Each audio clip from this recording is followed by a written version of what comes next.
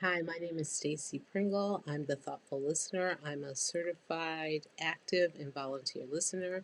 I received my certification from the Voice of Health, and I continue to improve my listening skills through my volunteer listening, receiving certifications through that program. And if you are curious about what a certified active listener does, um, or volunteer listener, we learn skills on how to be fully present for people, to declutter the noise in their life, to give them clarity and focus so they can um, find the solutions in their own life.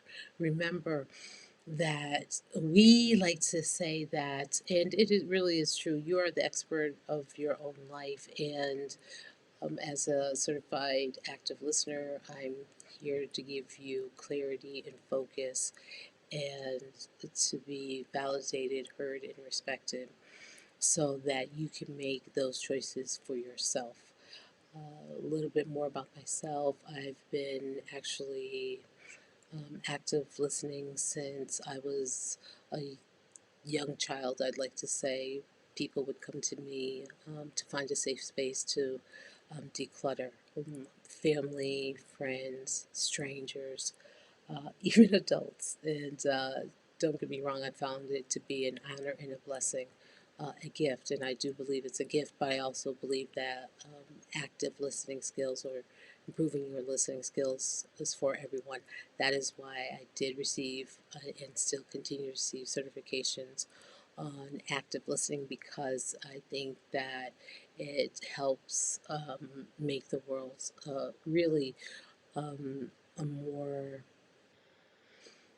amiable place to be, and that we need to be able to connect with each other in ways that are um, respectable, nonviolent. I've been reading Nonviolent Communication by Marshall Rosenberg, and he talks a little bit more about active listening as well in his book. And quite a few TV shows have been discussing it and bringing it about as well. Thank You, Abbott Elementary, and Lopez versus Lopez. I was thrilled to hear that word is getting out that active listening is something that um, is really necessary for us to move forward in a way that honors others. So let's get started. Let's start with tip number one: be present. So when you're active listening, please be fully present when someone is talking to you. When actively listening to someone, give your entire self to the process. Don't skimp, or skip out, right? Of the conversation. Listen, um, people know when you are fully present, they can sense it. They're more apt to um, give a share, right, and be vulnerable when you're fully present, because they know they're being heard. Tip number two. Tip number two: eliminate distractions. Remove any distractions. During active listening, turn off your phones. Put everything aside that will compete for your attention when you are listening. Because we are so caught up in our devices, TV, just everything around us, that it is easy for us to get distracted and take our ears, right? Pun intended, or that's maybe not a pun, but take our ears away from what is being said. That person is being vulnerable with us. It's an honor for me and a privilege to be able to have someone share with me what's happening in their lives. And that's what the people who come to you want from you, right? So please eliminate distractions. The third tip is have eye contact. Focus on the person, look the person in the eyes. Avoid allowing your eyes to wander around the room. Your eye contact sets a tone for the person talking, that you're fully engaged and interested in what is being said. And that's absolutely true when you give eye contact and when a person knows that you're fully present. They can, again, sense it. They're, again, more apt to become at ease and be vulnerable. And so eye contact is important. And you know for yourself when somebody's looking around the room or looking at a phone or looking at something and looking everywhere except for you, you ask yourself the question, is this person listening to you, to me? And you don't want that. You want to have that person listening to you, and eye contact helps assure them that you are.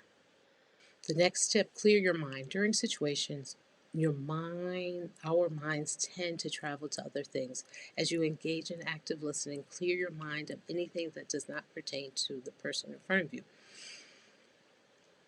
Listen, it does happen. And when you're listening to someone and, 25,000 things are um, starting to go running in your mind. What are we going to eat tonight?